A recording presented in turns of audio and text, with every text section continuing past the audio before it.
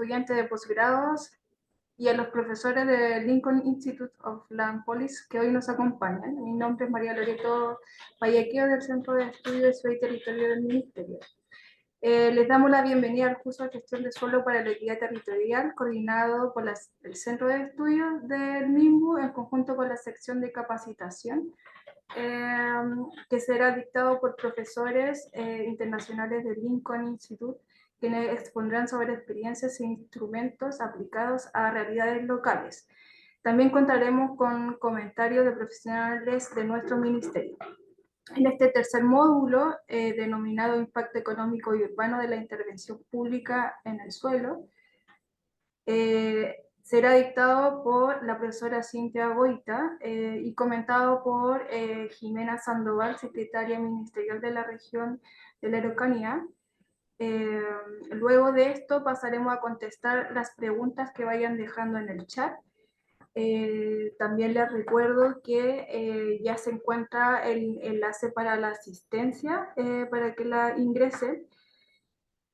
Y que además la presentación, como mencionó Janina, se encuentra también disponible en Campus MIMBU y en el chat para que la puedan ir descargar en el caso que tengamos algún inconveniente de visualización. Además, y eso. Para comenzar, Mari Carmen Tapia, jefa del Centro de Estudios de Ciudad y Territorio, nos entregará algunas palabras de bienvenida. Hola, bienvenidos a todas, a todos quienes están hoy día en el curso y en especial que entre días festivos supongo que tendremos una asistencia menor a los otros días, pero hoy es un contenido que es bien específico y se encadena con todo lo que hemos pensado para entender la problemática del suelo. Quiero agradecer en este curso, por supuesto, el apoyo que nos está dando el Lincoln Institute, tanto en el diseño como en participar durante las clases, los profesores que nos están entregando. Agradecer también al equipo de capacitación del Ministerio de Vivienda y Urbanismo y al equipo de análisis territorial del Centro de Estudio, que está a cargo también de que podamos conectarnos hoy día y estar aquí. Habemos un montón de personas trabajando y coordinándonos con las dificultades propias que tiene las barreras online, pero también con la suerte de contar, ahí estamos viendo desde Argentina, ¿no? Estamos Costa Rica y varios países juntos hoy día en esta mañana fría de Chile. El tema económico nos parecía especialmente importante incorporarlo en el análisis porque las decisiones que se toman o se dejan de tomar respecto al suelo tienen efectos sobre la economía urbana, tanto en la economía del sector económico específico inmobiliario, pero también en términos de cómo se va financiando el desarrollo urbano desde el punto de vista público y desde el punto de vista de que las decisiones que se toman en cuanto a suelo, planificación, a la normativa que se genera, tienen un efecto también en cómo se va sumando o no parte de esa diferencia de valor que adquiere el suelo como un elemento sustancial de desarrollo urbano en pos de el bien común. Por lo tanto, nos parecía que era un elemento que debíamos entenderlo y que forma parte como de tres niveles distintos, de tres ámbitos distintos que hemos analizado con las clases anteriores y que nos va a dar el pase posterior a las siguientes dos clases que son específicamente ya de herramientas e instrumentos de gestión de suelo, en lo cual necesitamos tener esta consideración general del impacto económico que tiene trabajar con políticas de suelo desde la perspectiva pública, desde el Estado como agente que va tomando decisiones sobre el uso y desarrollo del suelo, tanto por cambio de suelo rural o urbano, como también de todo lo que signifique mejoras en términos de inversión en infraestructura y equipamiento, pero también en normativas que permita mayor capacidad de constructibilidad o de edificabilidad. Nosotros hemos visto cómo una falta de o un desequilibrio en estas decisiones ha generado impactos importantes en nuestra ciudad en términos de la hiperdensificación, que tenemos varios casos, pero también, como ya veíamos en clases anteriores, cómo la normativa también puede ser un elemento segregador de la ciudad, en especial para todo lo que son los asentamientos precarios. Bueno, sin más, agradecer y espero que tengan una buena clase, contarles a las profesoras que la gente está muy contenta de la calidad, del nivel y de la claridad con que se han explicado los temas, así que pueden estar tranquilas que tienen aquí a un público dispuesto a escuchar y aprender. Muchas gracias. Muchas gracias, Maricarmen, por tus palabras. Ahora le doy el pase a Ana Claudia Rosbach, quien es parte del Instituto Lincoln y también coordinadora del curso, para que nos entregue unas breves palabras. Gracias, gracias Mari Carmen. Buenos días a todas y todos. Feliz de saber que los contenidos están siendo bien recibidos. Me disculpo nuevamente por los temas logísticos y técnicos que enfrentamos, pero todo eso es muy nuevo para el Lincoln también. Yo creo que es el primer curso con tantos asistentes, entonces gracias por la paciencia. Mari Carmen ya mencionó, ya hizo una buena introducción a la clase de hoy, ¿no? Ya vimos en la clase pasada que, no haber regulación, el mercado por sí solo conlleva a la informalidad, ¿no? Y que es importante tener regulación. Ya vimos que las regulaciones pueden ser segregadoras, ¿no? Y justamente un factor de promover la expansión informal de las ciudades. Entonces creo que es importante, muy fundamental la clase de hoy para comprender que, entonces considerando el rol del Estado que vimos en el primer módulo, al final cuáles son los tipos de regulación y qué impacto pueden tener las regulaciones y la intervención pública en general del suelo, en el suelo. Para esta clase vamos a tener de nuevo a la profesora Cintia Goitia, que estuvo con nosotros la clase pasada. Es economista, experta en mercados de suelo y vivienda, directora de la maestría en economía urbana de la Universidad Torcuato de Tella en Argentina y también especialista y consultora de alto nivel para organizaciones internacionales como el Banco Mundial. Y aquí con nosotros en Lincoln tiene una larga trayectoria también haciendo como parte del cuerpo docente de nuestros cursos y haciendo investigaciones sobre el tema. Así que para no tomar más tiempo, yo ya paso para la clase. Loreto, ¿vamos directo? Sí, Cintia, por favor. Bueno, muchas gracias por la presentación y para mí es un gusto inmenso poder estar hoy acá conversando con ustedes y haciendo esta presentación. Entonces lo que voy a hacer es compartir mi presentación con ustedes. Y ustedes me van a decir si se ve bien. Perfecto. Sí. Sí. Muy bien. Bueno, a mí cuando yo hago esta presentación, porque hoy voy a hablar básicamente del impacto económico y urbano de la intervención pública en suelo, me gusta primero hacer un comentario. Como dijo Ana Claudia, yo hace muchos años que hago investigación sobre este tema, sobre todo sobre temas de regulación, de uso del suelo y sus impactos, y lo que encontraba hace muchos años es que este era el tema menos atractivo para la gente con respecto a los temas urbanos. La gente se preocupa por la vivienda, la gente se preocupa por el transporte, se preocupa por la informalidad, se preocupa por muchas otras cosas, sin entender que la forma en que se gestiona el suelo cruza a todos estos temas. Entonces, de ahí, y felizmente, este tema está cobrando cada vez más relevancia en las agendas públicas, y por eso celebro que ustedes desde Chile estén haciendo este curso y tratando de introducirse con mayor profundidad en estos temas. Dicho esto, el módulo 3, que es este que yo voy a dar ahora, básicamente tiene como contenido la función de la regulación del uso del suelo y su impacto económico, los instrumentos que se usan, los impactos que tiene en el mercado de suelo. Vamos a tratar de entender cómo todas estas decisiones de política que se toman en una ciudad tienen impactos en el mercado del suelo, básicamente en los precios, ¿no es cierto?, de suelo, pero también en muchos otros aspectos. Lo dijeron antes, en la segregación, en la inclusión o la exclusión de determinados grupos de hogares, y en la productividad de las ciudades en última instancia. Y vamos a ilustrarlo con casos de América Latina. Entonces, ¿cuáles son las preguntas ¿Qué queremos responder? Bueno, ¿por qué se regula el uso del suelo? ¿Cómo impacta la normativa en el mercado del suelo y en los precios, en el desarrollo urbano, en la asequibilidad, en la informalidad y en el cambio climático? Un tema que entra ahora, digamos, las políticas de suelo, la regulación de uso del suelo tiene un rol fundamental en los temas de cambio climático. Entonces, también ese tema lo vamos a incluir en esta presentación. Entonces, primero, ¿por qué nos importa tanto la forma en que se regula el uso del suelo? Bueno, básicamente porque muchas veces hay acciones muy bien intencionadas, pero que pueden tener efectos no previstos en las ciudades. Y de eso vamos a tratar cuando vamos viendo el desarrollo de esta presentación.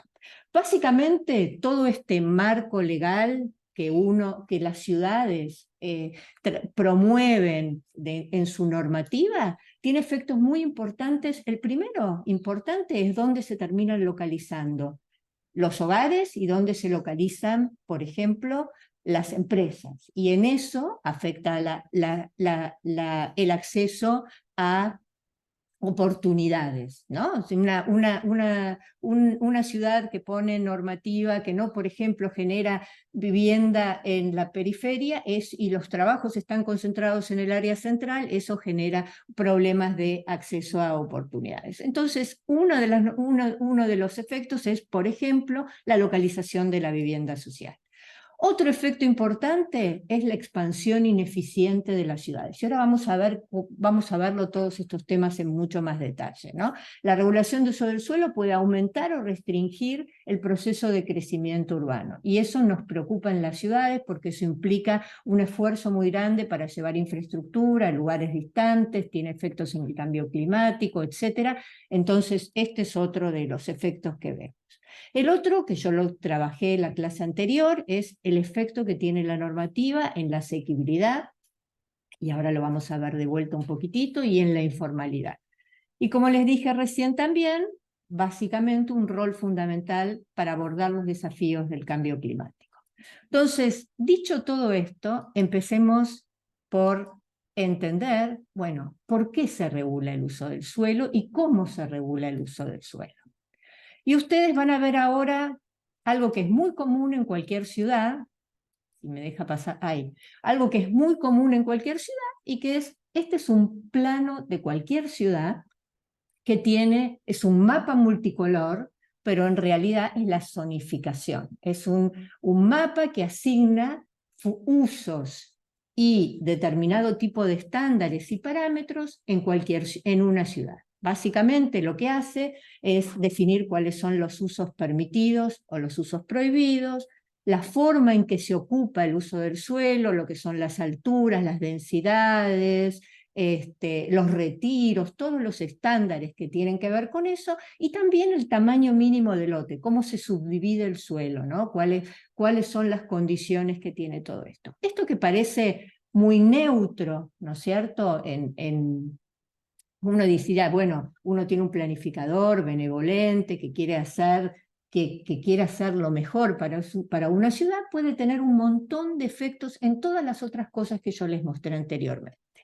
Tiene un rol muy importante en ampliar la oferta de suelo, y sabemos que la oferta de suelo es muy importante para todas las actividades que se desarrollan en una ciudad. Cuando la oferta de suelo está restringida, eso encarece el precio del suelo y hace que tengamos mucho más problemas para proveer vivienda para toda la población.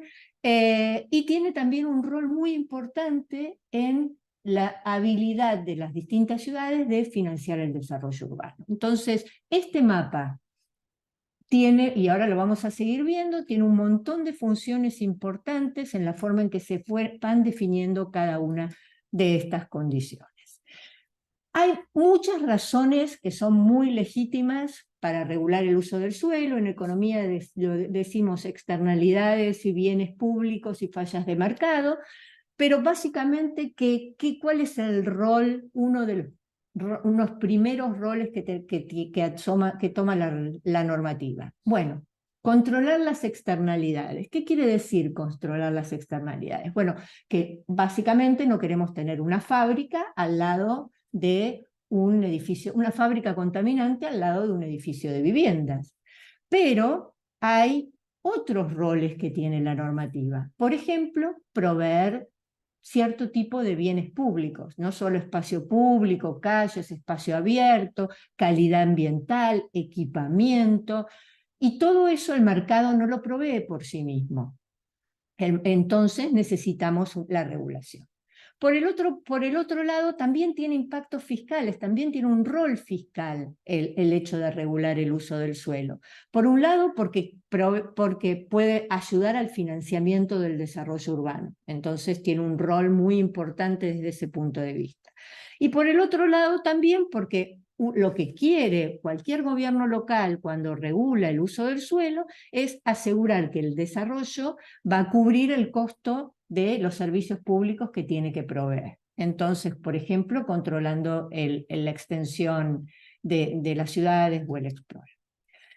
Pero, y acá viene el pero, muchas veces no toda esta normativa y regulación urbanística está destinada a aumentar el bienestar de todos en las ciudades. O sea que lo que yo estoy tratando de mostrarles a ustedes es que hay muchas decisiones que se toman en las ciudades que pueden tener efectos no intencionales. Y entonces, para eso es muy importante entender cómo funciona la normativa con respecto al mercado y con respecto a la ciudad, y qué decisiones tiene, qué implicancias esto va teniendo en el tiempo. Un tema muy pocas veces analizado es que en realidad la forma en que se regula el uso del suelo puede generar exclusión o inclusión.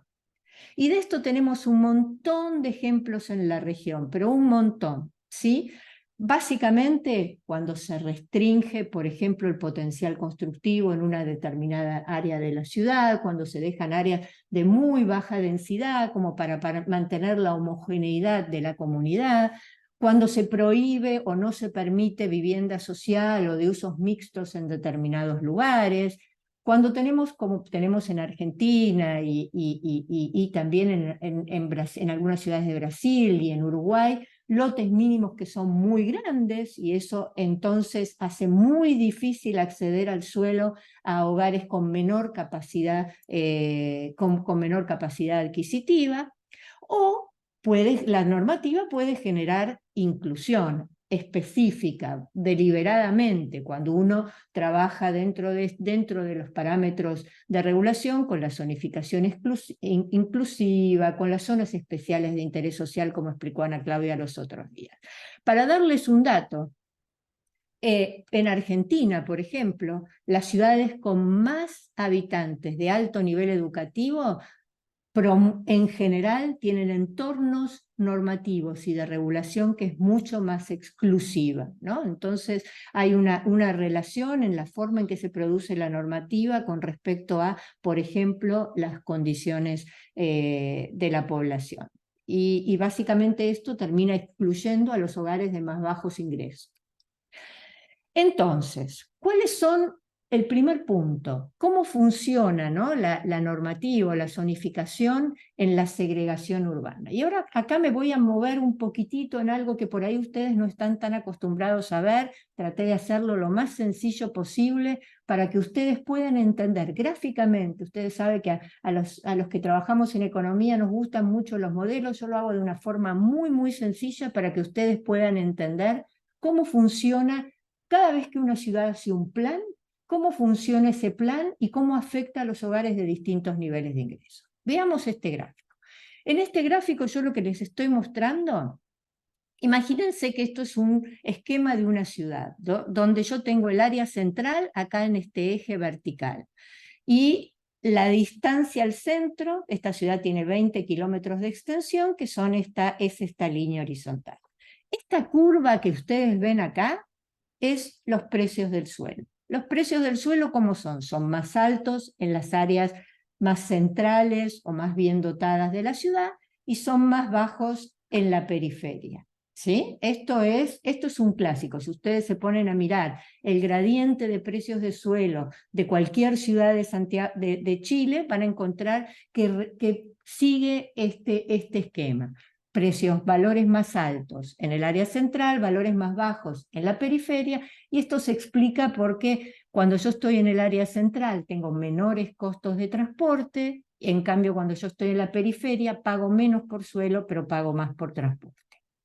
Ahora bien, fíjense, supónganse ustedes que en este esquema de ciudad tenemos dos grupos de hogares con diferentes niveles de ingreso.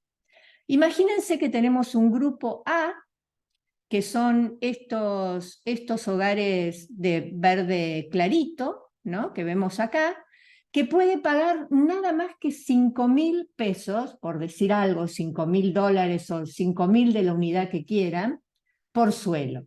Y tenemos otro grupo B que puede pagar hasta 20.000 pesos por suelo. O sea que tenemos un grupo de hogares de bajos ingresos y un grupo de hogares de altos ingresos.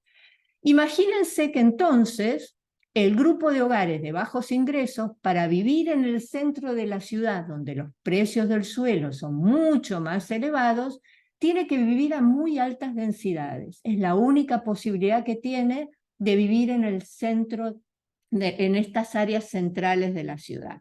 En cambio, el grupo de más altos ingresos puede vivir, disculpen, se pasó el slide, adelanté un poco el tema. En cambio, el grupo de más altos ingresos, que es este verde aquí oscuro, puede vivir a muy bajas densidades en cualquier lugar de la ciudad. Tiene mucha más capacidad de pago y eso le permite vivir en cualquier parte de la ciudad. Entonces, déjenme mostrarles. Todo esto es para mostrarles qué hace un plan.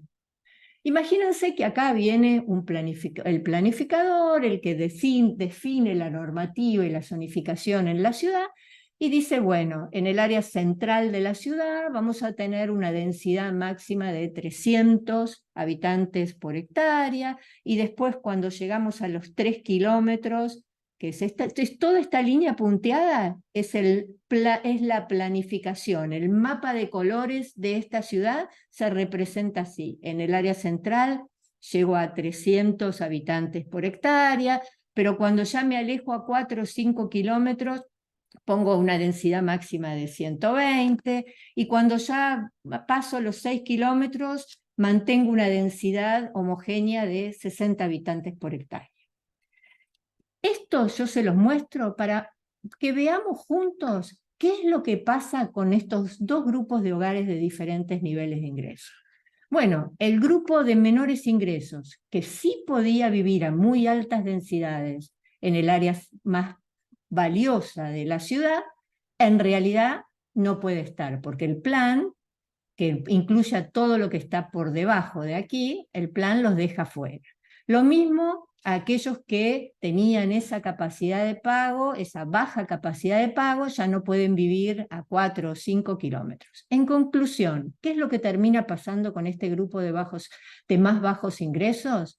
Bueno, que solamente pueden vivir en las periferias de las ciudades, o, alternativa, vivir a muy altas densidades informalmente en las áreas centrales de las ciudades. En cambio, ¿qué pasa con el grupo de más altos ingresos? La normativa no le preocupa, porque en realidad no altera en nada su condición o su capacidad de pago por vivienda en cualquier área de la ciudad. Entonces, esto es algo que nosotros vemos constantemente en nuestras ciudades, y si yo se los quiero ilustrar, este es un mapa de la región metropolitana de Buenos Aires, donde muestra la localización de hogares por niveles de ingreso. Los hogares de bajos ingresos son los que se localizan en estas áreas más coloradas, hasta un poco, y los hogares de más altos ingresos son los que se localizan en las áreas azules, y ustedes pueden ver gráficamente cómo en realidad a partir de toda esta normativa, los hogares de bajos ingresos terminan colocándose en barrios informales, en el área central de la ciudad, o si no, en la periferia de las ciudades. Y yo les podría mostrar esto mismo de un montón de ciudades de América Latina. Bueno, entonces, acá viene un segundo punto de todo esto. Las ciudades hacen estos planos que dijimos que tienen impactos en dónde se localizan los hogares, pero a su vez estas decisiones administrativas tienen impactos muy importantes en el valor del suelo.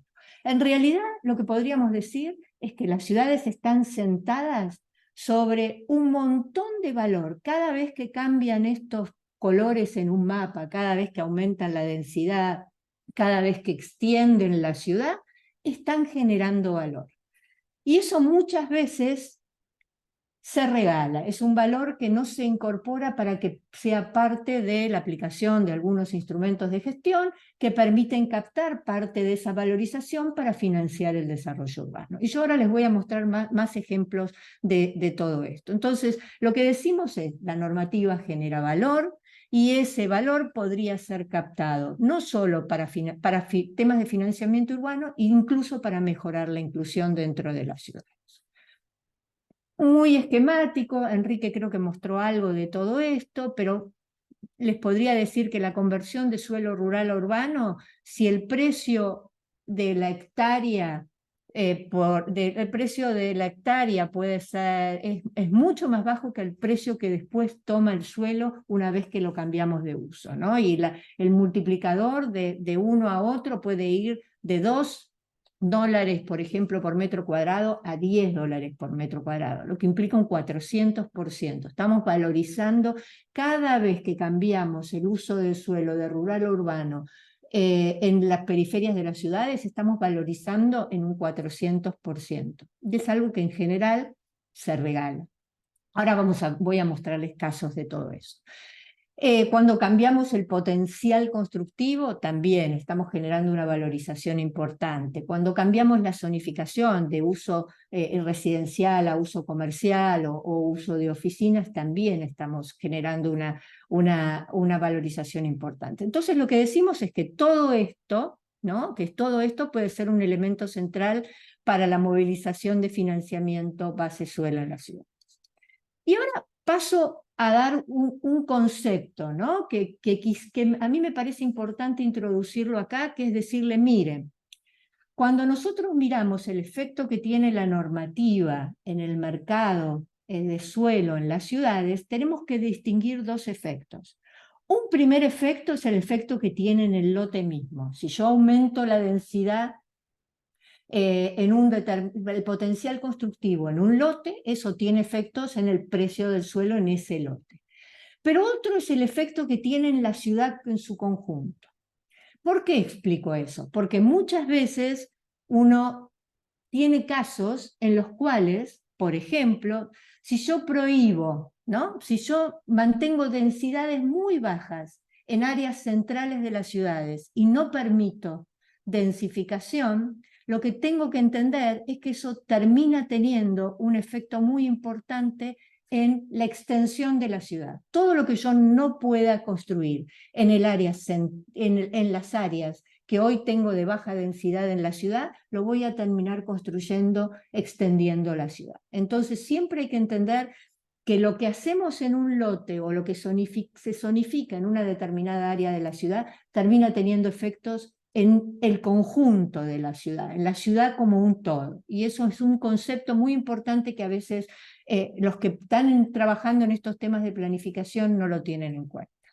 Bueno, como yo les dije al principio, se ha hecho mucho trabajo sobre el estudio de la regulación de uso del suelo. Hace no mucho tiempo completamos un estudio que abarca 340 municipios latinoamericanos, ubicados en 21 áreas metropolitanas de 10 países de América Latina, y es la acción más completa que se había realizado hasta la fecha para medir el entorno regulatorio a nivel municipal en América Latina. ¿Y qué encontramos? Bueno, voy a pasarles algunas informaciones. Mucha diferencia, por ejemplo, en el tamaño del lote mínimo residencial, con los impactos que eso tiene, por ejemplo, en la extensión de la ciudad. Si yo mantengo en una ciudad lotes mínimos de mucha superficie, de mucha área, en realidad estoy invitando a que la ciudad se siga expandiendo más, porque básicamente puedo acomodar menos gente y tengo menos densidad de habitación cuando tengo lotes más grandes. Y eso lo encontramos con bastante variabilidad en las ciudades de América Latina. Fíjense que Colombia tiene un lote mínimo el más usual es de 60 metros cuadrados, mientras que en Santa Cruz de la Sierra, por ejemplo, 50 metros cuadrados. Entonces, mucha variabilidad en eso. Y mucha variabilidad también en el potencial constructivo. ¿Cuánto es? ¿Saben lo que es no sé cómo lo llaman en Santiago de Chile, pero es cuánto puedo construir yo en un lote, ¿no? Digamos que eso se da de acuerdo a la superficie del lote. Y hay mucha variabilidad en América Latina, hay ciudades que permiten un potencial constructivo muy bajo, y eso también tiene efectos en la extensión urbana, por ejemplo, o en la asequibilidad, como el gráfico o en la segregación, como el gráfico que les mostraba al principio. Y en eso también hay mucha variabilidad en América Latina. Y entonces, este gráfico, que puede parecerles por ahí un poquitito complejo, lo que está mostrando es distintos tipos de zonificación residencial en promedio en ciudades de América Latina. Y lo muestra en verde oscuro, que es lo que más me interesa que vean, son ciudades centrales. El verde oscuro son ciudades centrales y los otros tonos de verde son ciudades con una determinada cantidad de habitantes, hasta 300.000, más de 300.000, menos entre 150.000 y 300.000, etc. Y fíjense qué interesante. Las ciudades centrales, que son las que deberían tener mayor mayor zonificación para usos de residencial de media y alta densidad, en realidad tienen una mayor superficie zonificada o asignada a usos de muy, muy baja densidad. Eso es problemático. O a usos de baja densidad, como muestra este segundo gráfico. Y lo que es interesante también es que tienen menos superficie asignada a densidades medias, que es una densidad que es muy amigable también a la asequibilidad de los distintos hogares.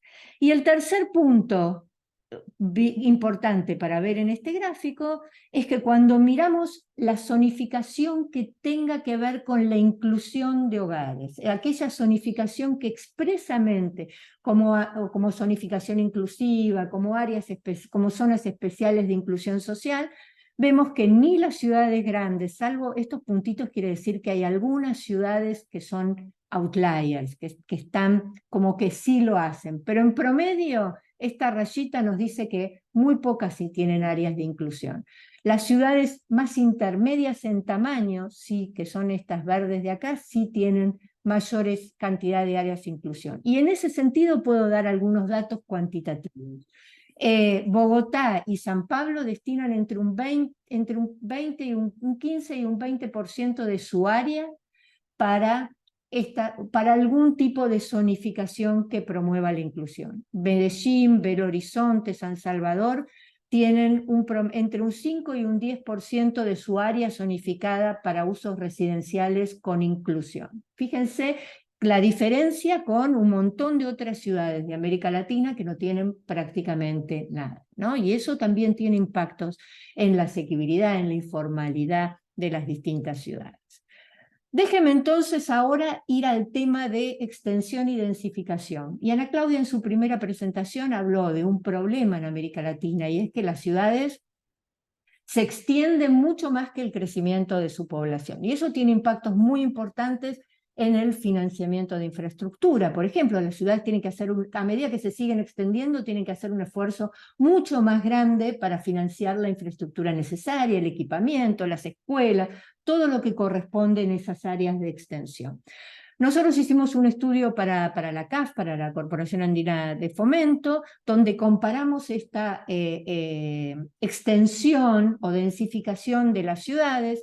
Este gráfico lo que nos dice, abajo tenemos crecimiento de la superficie construida entre el año 1990 y 2014, y en el otro eje, en el eje vertical, el crecimiento, el ratio de crecimiento de población en ese mismo periodo, 1990 y 2014.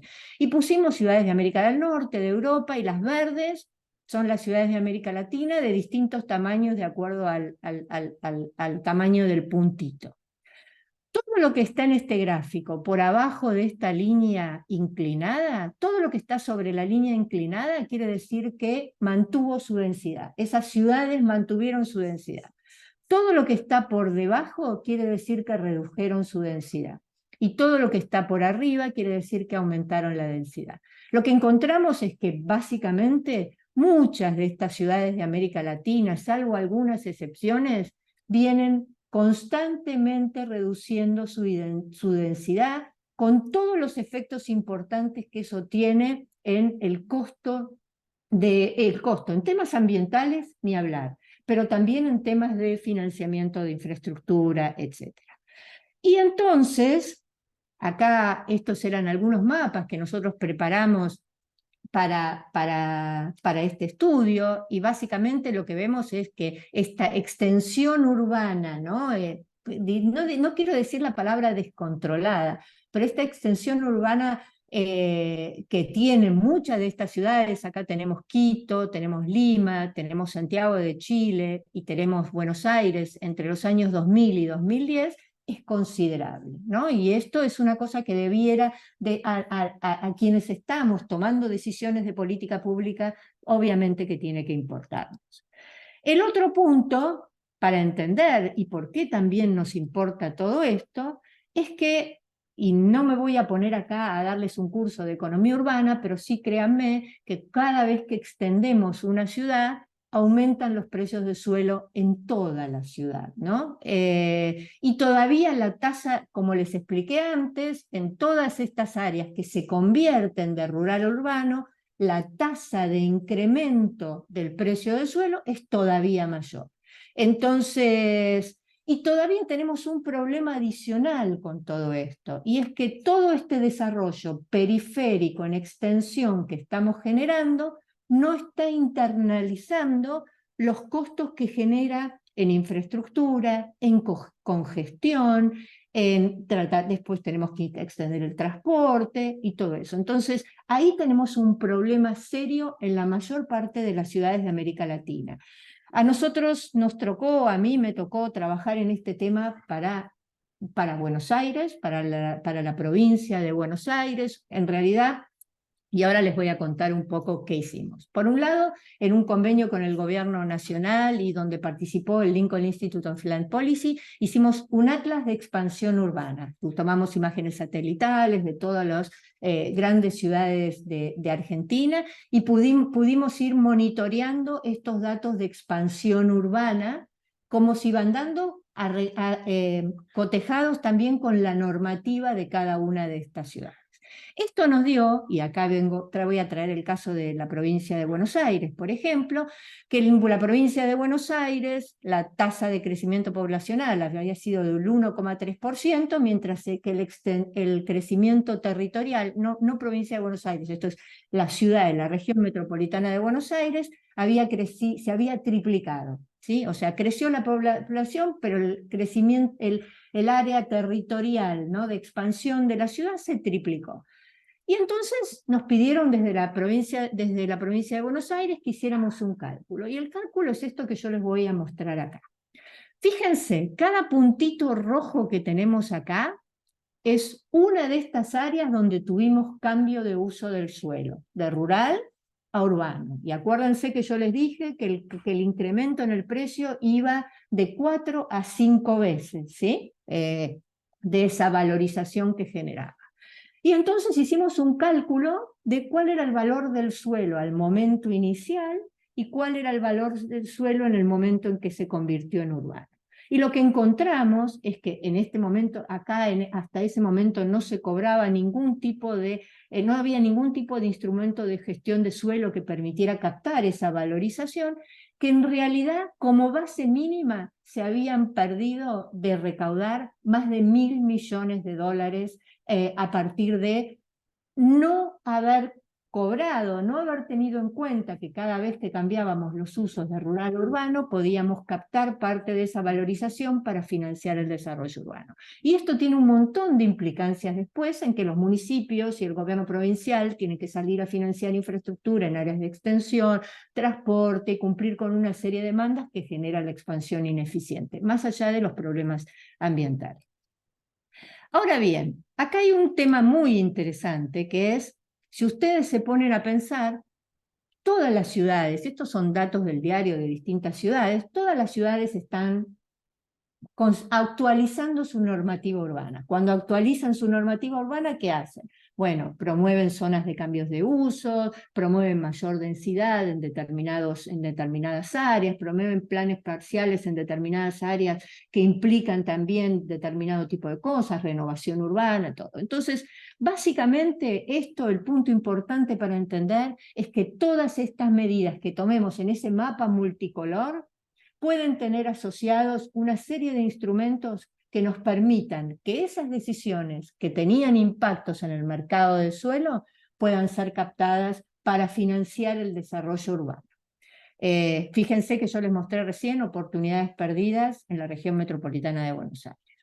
Y entonces dentro de ese repertorio de acciones tenemos, por ejemplo, la densificación, ¿no? Y todas las inversiones que se hacen en infraestructura de transporte, y los otros días alguien que comentó los casos de ustedes en algunas ciudades de Chile, dijo, estamos haciendo inversiones en transporte muy importantes, eso genera un área de densificación sobre esos corredores de transporte, y entonces lo que vemos es que es posible captar esa valorización que se genera en esos corredores de transporte por la inversión en infraestructura, por el aumento de las densidades, para poder financiar incluso el transporte. Yo acá les puse como ejemplo, por ejemplo, el subte de la ciudad de Buenos Aires, la expansión del subte de la ciudad de Buenos Aires, se financió con una contribución por mejoras, con un instrumento muy sencillo que hacía que todas las áreas cercanas y hasta 400 metros de la red de subterráneo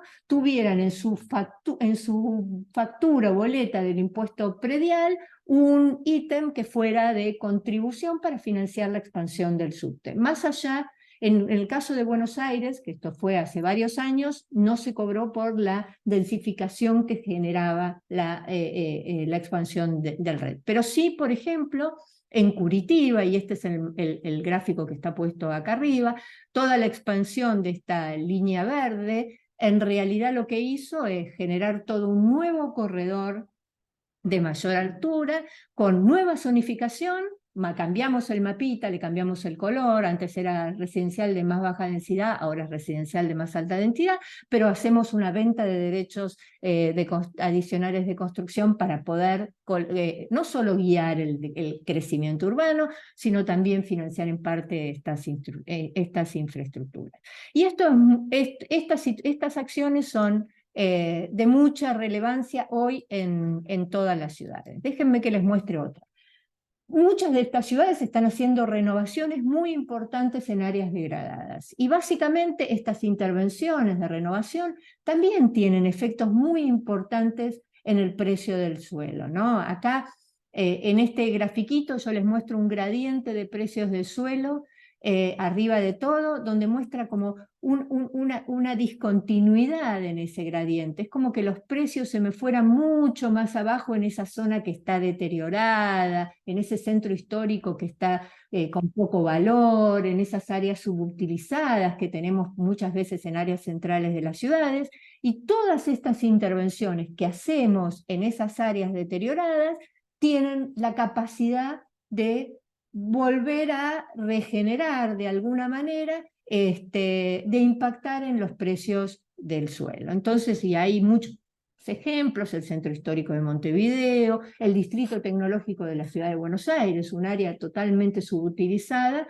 donde toda la intervención pública permitió entonces obtener una muy importante valorización de precios de suelo. Entonces, básicamente, ¿qué hacen las ciudades? Esto es un ejemplo, por ejemplo, de un municipio en la provincia de Buenos Aires, bueno, tiene un plan urbano estratégico, tiene un nuevo código, a partir de ese plan urbano que se hicieron, tiene un nuevo código de ordenamiento urbano, que tiene algunas pautas, por ejemplo, alturas, generar mayores alturas en ciertos corredores de transporte o ciertos corredores, ahora después vamos a ver los corredores verdes también. Y entonces lo que dice es, toda la valorización que se genere en el suelo a partir de estos cambios de normativa va a ser captada en un fondo para el desarrollo urbano y del hábitat sustentable. Y ese fondo, básicamente, que se llama Derecho para el Desarrollo Urbano y el Hábitat Sustentable, funciona de una manera muy sencilla. Tenemos lo que establecía la zonificación, el planito, el mapa de colores anterior, lo que establece el mapa de colores nuevo, y con cambios de capacidad constructiva, cambios de uso, de densidades, de alturas, y entonces parte de esta, la diferencia, que es lo que muestra acá este segundo gráfico, ¿no? La diferencia entre la constructibilidad permitida por el nuevo código y la constructibilidad máxima que permitía el código anterior es la que va a estar sujeta a un aporte, ¿no? Que tienen que hacer, que pagar los desarrolladores cuando realizan, cuando quieren construir en un determinado lote. Y básicamente esto se cotiza, por decirlo de alguna manera, se le pone un valor que está dado en lo que ustedes llaman unidades de fomento, ¿no? O sea, se fija un valor de unidad de fomento al principio de cada año, y entonces ese valor de metros cuadrados adicionales se cobra de esa manera. Y un tema que me parece importante de decir es esto: ¿atenta contra el desarrollo urbano? Y yo no puse acá el slide de la Ciudad de Buenos Aires, pero la Ciudad de Buenos Aires implementó esto mismo desde hace 4 años más o menos. ¿Y saben una cosa? Los desarrolladores que al principio se resistían, no, que esto, que cómo vamos a hacer eso, están hoy encantados con todo esto.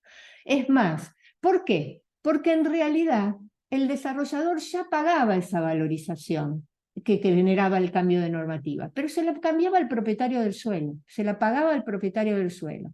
Hoy se la paga el gobierno, y en realidad cuando se la paga el gobierno no se la paga en el momento de comprar el lote, se la paga recién en el momento de aprobar un plano, lo que le da también un tema de costo de oportunidad del dinero, no lo paga al principio de todo, sino cuando ya está presentando el plano. Y entonces es este tipo de instrumentos que a veces son muy resistidos, en realidad, entendiendo cómo funciona el mercado, pueden funcionar muy bien con el mercado y estar bien adaptados o bien apropiados para el desarrollo urbano. Cintia, Sí. disculpa que te interrumpa, pero quedan 2 minutos. Ok, está perfecto, buenísimo. El otro punto es la zonificación inclusiva. Yo les hablé los otros días de este tema y les dije, ¿impacta los precios del suelo?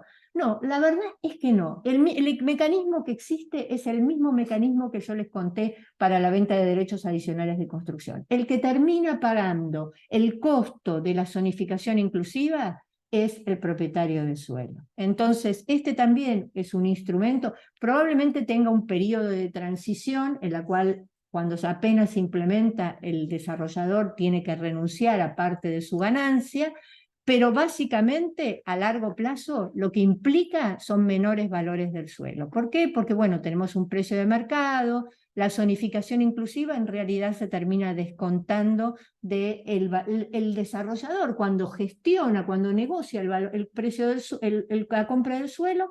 Le dice al propietario del suelo, no, mira, yo tengo que pagar la zonificación inclusiva, entonces básicamente yo te voy a pagar menos por el lote.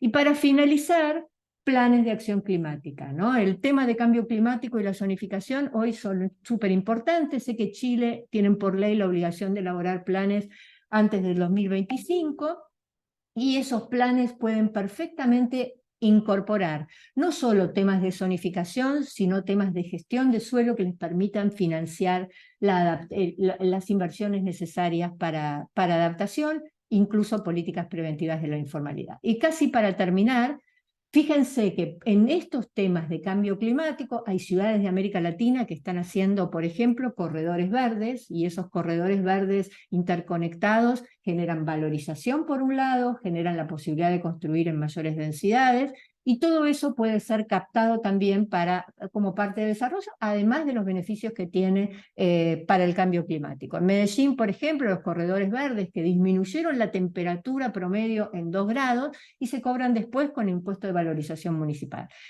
Chiquito tiene una ordenanza de ecoeficiencia que combina elementos de sustentabilidad en los edificios con venta de derechos adicionales de construcción y bonos de densidad. Entonces, para cerrar, acá termino, no ignorar al mercado cuando uno gestiona el suelo, cuando uno hace la normativa, entender que cada una de las decisiones de ese mapa multicolor que estamos haciendo con muy buenas intenciones tiene un montón de efectos en la ciudad. Yo le mostré algunas cosas en la extensión, en la segregación, etcétera. Y las políticas que no tienen en cuenta esta lógica pueden tener efectos no anticipados, ¿no? Como les mostré antes. Entonces, básicamente, el mensaje que yo les quiero pasar es que es posible hacer políticas distributivas muy importantes en las ciudades, respetando la lógica del mercado y entendiendo el impacto que tiene cada una de estas decisiones en el mercado. Eso es lo más importante, entender que todas estas cosas no son neutras, que tienen impactos y que ustedes pueden trabajar sobre eso entendiendo mejor cómo funcionan los mercados de suelo. Con esto terminé. Esperen que voy a terminar, a cerrar la presentación. Gracias, Cintia, por tu interesante intervención sobre los efectos y los impactos que tiene el proceso de planificación de los instrumentos de planificación en el crecimiento y también así en el valor del suelo. Ahora le damos la bienvenida a Jimena Sepúlveda, secretaria ministerial de la región de la Araucanía, quien es ingeniera civil industrial y magíster en desarrollo humano local y regional, ciencia y tecnología y social de la Universidad de la Frontera.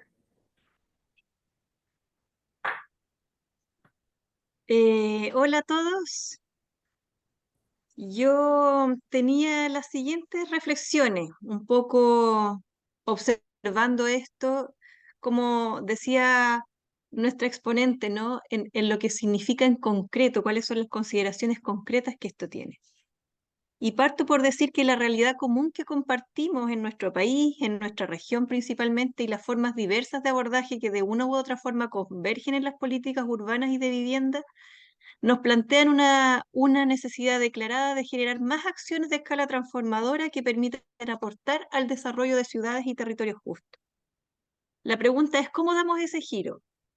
La clave es pensar, lo que ya hemos conversado en la clase de hoy, el desarrollo urbano y territorial poniendo en el centro a las personas, comprendiendo lo cotidiano como la expresión humana que articula las diversas experiencias de vida como un todo, generando en un sentido positivo una condición de dignidad y sentido social.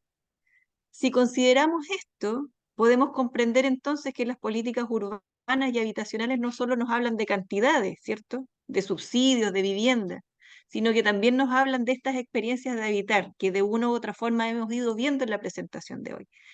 Cintia nos habló de las razones legítimas de la regulación del uso del suelo, pero también nos dijo que no siempre esta regulación está pensada para generar bienestar en toda la población, pudiendo generar incluso exclusión.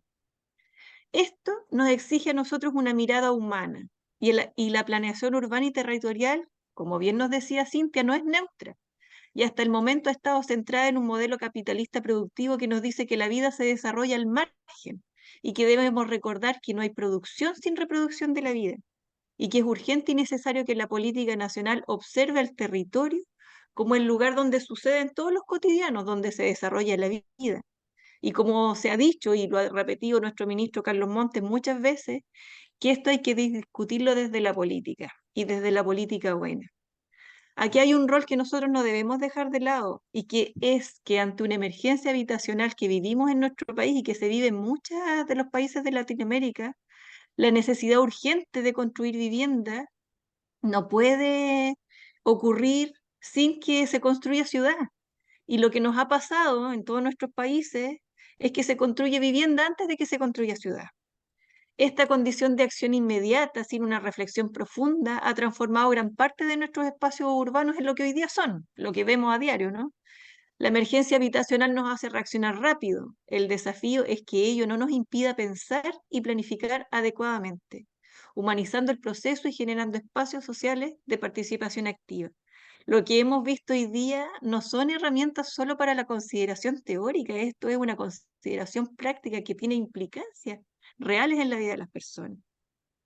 Puede parecer demagógico, pero sin embargo, la única oportunidad que tenemos ante el avance urbano es generar herramientas que permitan operacionalizar algunas de las cosas que hemos conversado hoy día. El deterioro permanente del tejido social de nuestras ciudades, la falta de diálogo, los problemas de convivencia se agudizan en espacios desarticulados. Hoy día la condición espacial y territorial debe permear la política, permitiéndonos relacionar los fenómenos de pobreza, de delincuencia, de desarraigo cultural, ejemplo, como un todo articulado y no como fenómenos aislados y espontáneos. Mucho de esto nosotros lo sabemos los que vivimos en la Araucanía. Alternativas a esto hay en diversos ámbitos. Algunas de ellas se han revisado hoy. No ignorar el mercado generando políticas distributivas y entendiendo el impacto que cada una de estas tienen en las decisiones que tomamos, entendiendo mejor cómo funcionan los mercados de suelo. El desafío, yo siento, está planteado y como receptores de la política habitacional y urbana de nuestro país debemos ser capaces de generar condiciones reales para que esta política transforme nuestra forma de hacer, pues será la única chance que tengamos para generar ciudades y territorios justos. Muchas gracias.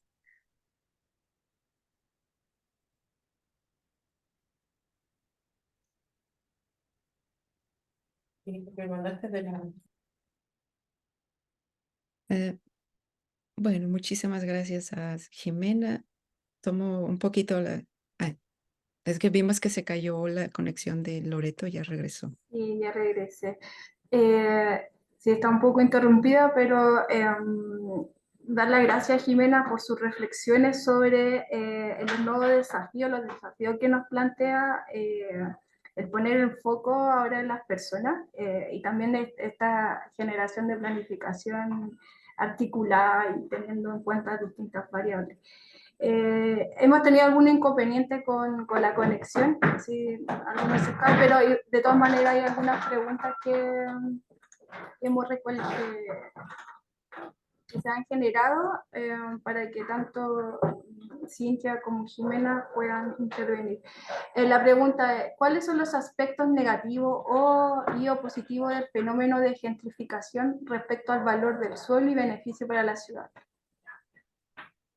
Es una pregunta muy interesante y muy central en las discusiones de política urbana en todas las ciudades y en todos los países, ¿no? Porque muy amplia. Vos, Ana Claudia, estuviste también en un evento hace poquito en temas de gentrificación y desplazamiento urbano, ¿no? O sea, lo que nos preocupa en muchas de estas ciudades es que la inversión en distintos lugares genera valorización, genera el que lleguen hogares de mayores niveles de ingresos desplazando a la población original, ¿no? Ya sea, y sobre todo cuando tenemos hogares inquilinos, que son los que en realidad sufren más el aumento del valor de los inmuebles en esos lugares. Pero felizmente, lo que nosotros estamos viendo es que hay un montón de experiencias interesantes, ya desde la zonificación inclusiva que yo les mostré en algún momento, lo que Claudia mostraba con las zonas especiales de interés social en Brasil, en San Pablo. Hay una serie de instrumentos, algunos ejemplos, por ejemplo, de Bogotá, de planes parciales, de ajustes de suelo, donde este tema de evitar el desplazamiento estén especialmente incluidos. O sea, lo que tenemos que hacer es, bueno, por un lado sí permitir que siga el desarrollo, etcétera, pero tener en cuenta que en esos casos vamos a tratar de tener los instrumentos necesarios para evitar el desplazamiento de la población y permitir que esa población se mantenga en los lugares donde vive.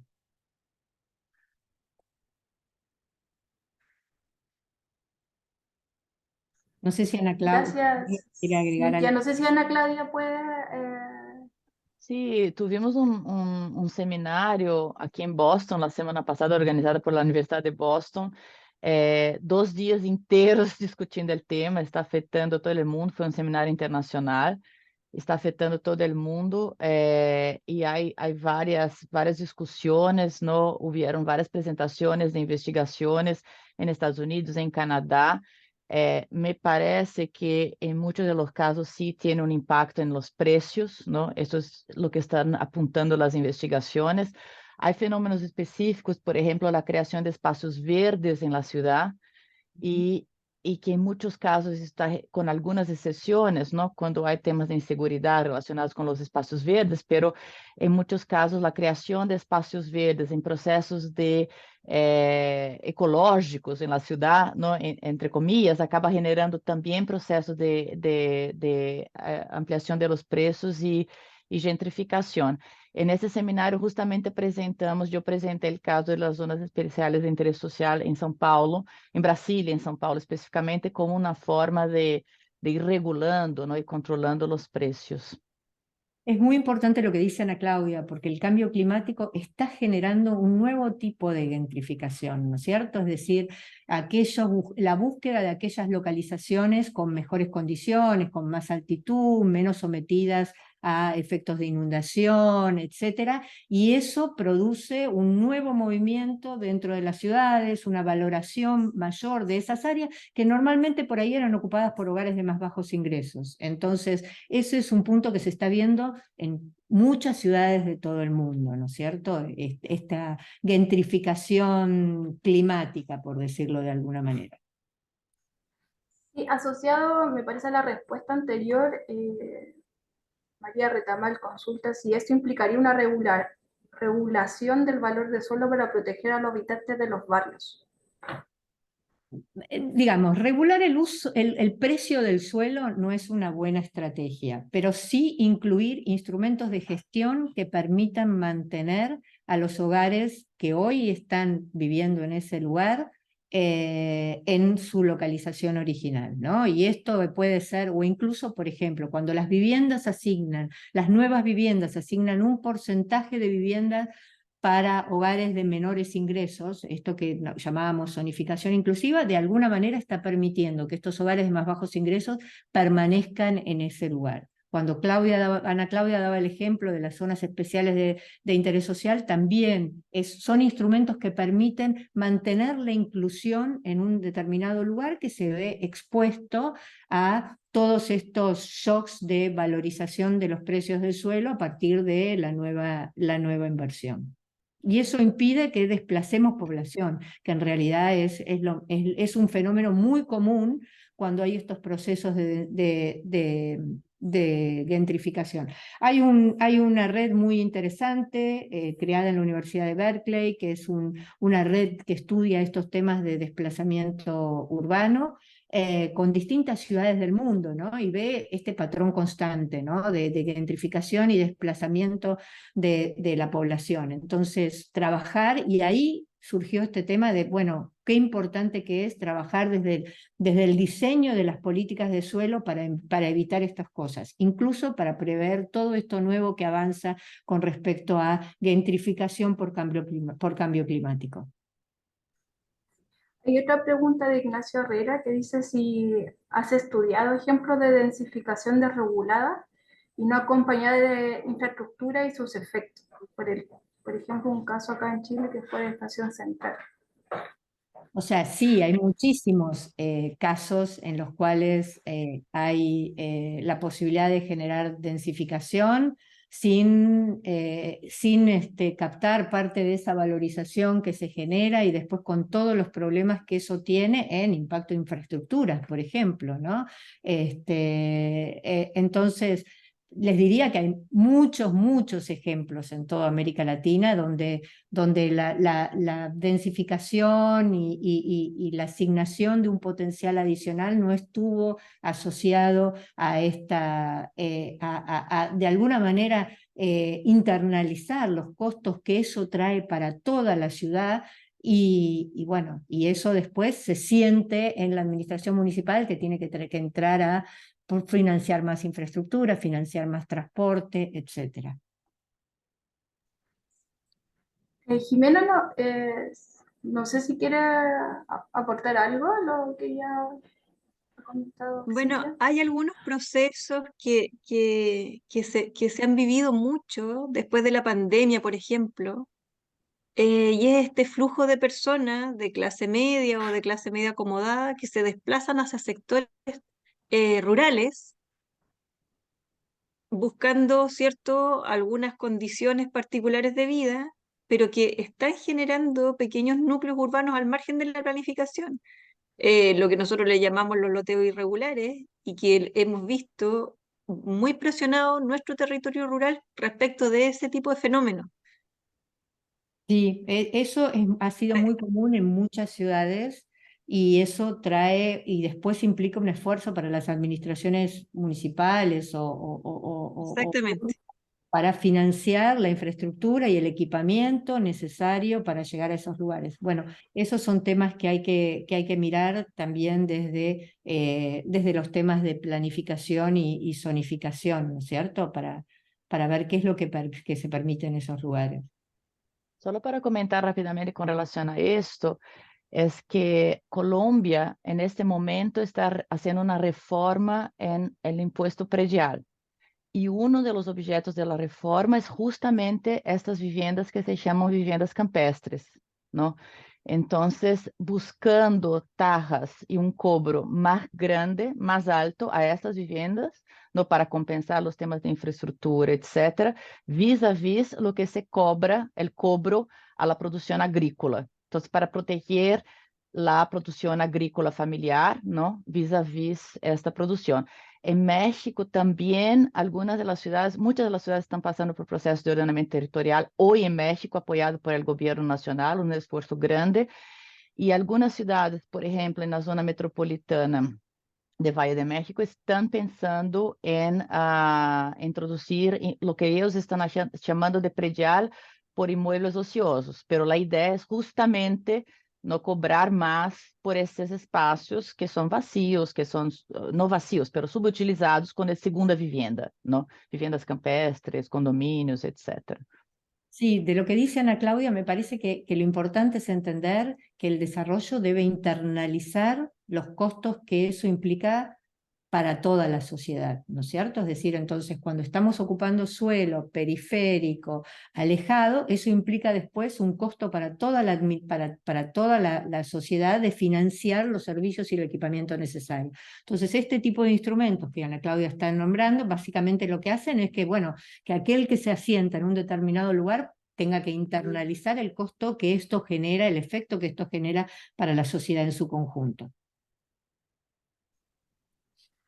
Sí, quedan un pocos minutos para que termine, pero hay dos preguntas interesantes y quizá ahí también ir cerrando ya, que uno está asociado si existen estudios asociados a la seguridad social y cómo y si esto impacta en los precios del suelo. Y también otra pregunta es si existen estudios que analicen cómo afecta la densificación a los grupos de intereses como niñas, niños o mujeres. A ver, cuando hablan de seguridad social, hablan de seguridad de criminalidad. Supongo que hablan de eso, Sí, ¿no? De de crimen, seguridad. sí, narcotráfico y eso. Básicamente lo que nosotros hicimos para el Banco Interamericano de Desarrollo una evaluación muy interesante sobre los programas de mejoramiento de barrios, ¿no? Donde en realidad lo que estamos haciendo es, en ese caso, llevando infraestructura, integrando a la ciudad, llevando iluminación pública, llevando mejor acceso al transporte público, más cuidado de los espacios públicos, etcétera.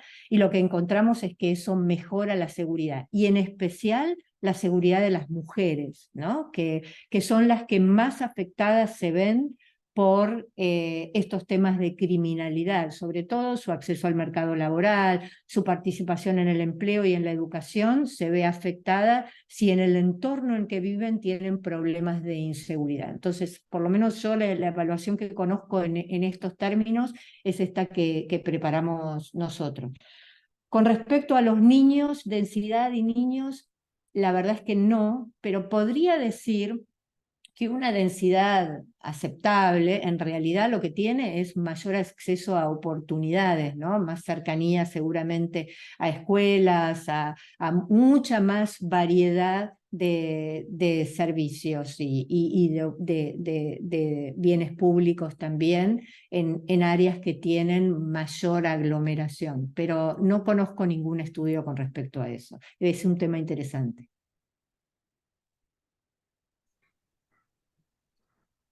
Ana Claudia o Jimena, si quieren. Sí, no solo para comentar, yo creo que esto vale para las bajas densidad, pero tuvimos muchas experiencias desastrosas con altas densidades para mujeres, niños, etcétera, principalmente en Europa y Estados Unidos, ¿no? Entonces, que generaron demolición en Estados Unidos, muchas demoliciones muy inseguros, en Brasil también. Entonces, creo que cuando estamos hablando de bajas densidades, ¿no? Y también diseños arquitectónicos que favorecen una transparencia de estos edificios para las mujeres, la experiencia nos apunta que es más adecuado, principalmente cuando estamos hablando de territorios periféricos, poblaciones vulnerables, etc. Sí, sí, sobre todo esos grandes conjuntos urbanos que terminaron siendo desastrosos en todo el mundo, dinamitados, ¿no? En realidad por todas estas condiciones de vandalismo e inseguridad que generaban. Sí, totalmente de acuerdo. Pero yo tengo un comentario final que quería hacer solamente, ¿puedo hacer? Sí, Loreto? estamos, como les comenté, estamos cerrando para que ya también vayan concluyendo. Que es un tema que no hablamos mucho hoy, ¿no? Pero de la planificación urbana en general, de tener una estrategia urbana, un plan para la ciudad, ¿no? Estamos haciendo algunos estudios hoy en día, estamos en curso con esos estudios en ciudades de Colombia, Brasil y España, para comprender los aspectos institucionales que están por detrás de la introducción de esos instrumentos de gestión de suelo y captura de plusvalía. Y dos cosas salen muy fuertes, están saliendo de estos estudios. Uno es, las ciudades más bien sucedidas con eso son ciudades que tienen planes, una cultura de ordenamiento territorial, una cultura de tener planes estratégicos, una trayectoria de desarrollar esto, ¿no? El segundo punto es la gobernanza y la transparencia de la información. Si el público, si la sociedad en general conoce la información, conoce la estrategia de planificación de la ciudad y comprende lo que va a implicar esto en términos de mejora de calidad de vida, incluso de creación de nuevos nichos para el mercado inmobiliario, o sea, si un cobro por una infraestructura adicional en una cierta área de la ciudad puede financiar el desarrollo de nuevas centralidades, ¿no? De nuevas estrategias de movilidad que va a generar nuevos negocios para el mercado incluso. Entonces, se amplía la visión del mercado inmobiliario, se amplía la visión de la sociedad, ¿no? Y esos instrumentos pasan a tener más aceptación, ¿no? Y tener más robustez. Entonces, creo que eso es un aspecto muy importante para tener en cuenta, ¿no? Además, que la regulación sí está bajo a una estrategia de planificación urbana, tiene mucho más eficiencia, mucho más eficacia y gana mucho más apoyo de la sociedad. Muy buen comentario. Gracias, Ana Claudia. Para ir ya cerrando, le damos las gracias nuevamente a Cintia y a Jimena por sus intervenciones muy interesantes, y también no alcanzamos a contestar las preguntas, pero esperamos que le hayamos dado respuesta en cierta manera.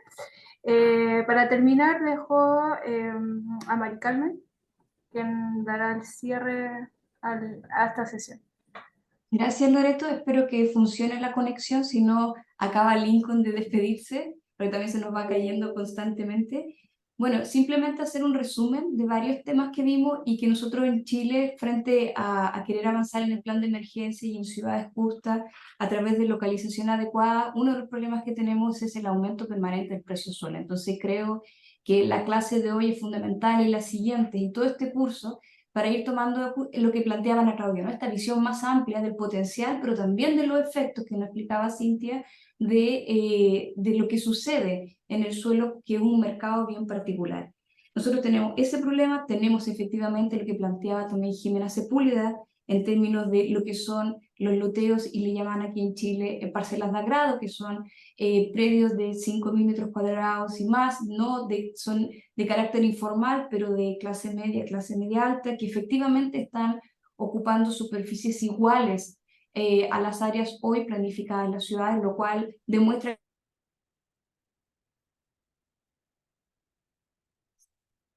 Se quedó, se despidió.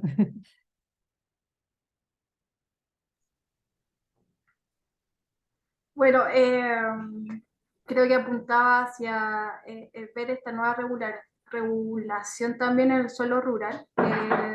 Creo que aún estamos como en vías para evaluar los efectos que está teniendo esta migración ciudad-campo que mencionó Jimena. Y eso, yo me puedo caer en cualquier momento también, así que le agradezco, creo que muchas gracias por la sesión. Les recuerdo que la próxima semana, el cuarto módulo, es el 10 de noviembre a la misma hora, y también la asistencia va a estar abierta hasta las 11:30 para quienes no han podido inscribirse. Y cualquier cosa me avisa.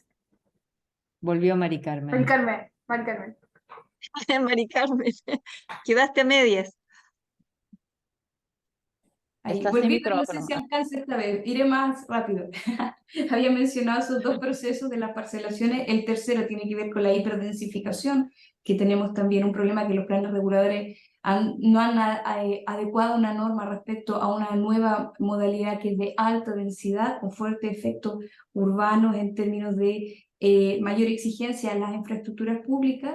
Y también tenemos desde una perspectiva más amplia, que también algo nos planteaba Cintia, que es sobre la metropolización, ¿no? Que en qué momento aparece la planificación y que aparece siempre no adelantándose, sino detrás de procesos que ya van sucediendo, ¿no? Entonces, realmente la metropolización es la forma que queremos sostenible de utilizar el territorio, o solo estamos respondiendo a dinámicas del mercado que va generando determinadas consolidaciones a las cuales llegamos muy tarde.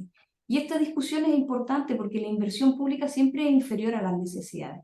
Y en ese sentido tenemos que decidir dónde se va a invertir y cómo se va a invertir en mejorar las condiciones independientemente del lugar en el que se vive, ¿no? Que no sea un acceso obligado a la ciudad o a grandes metrópolis, porque en otras ciudades medianas, pequeñas o en el rural no contamos con las condiciones necesarias para poder desarrollarnos como individuos. Entonces, eso volviendo un poco a esta idea general que planteaba Ana Claudia, y dar las gracias y no sigo por si se vuelve a cortar, y nos vemos la próxima semana.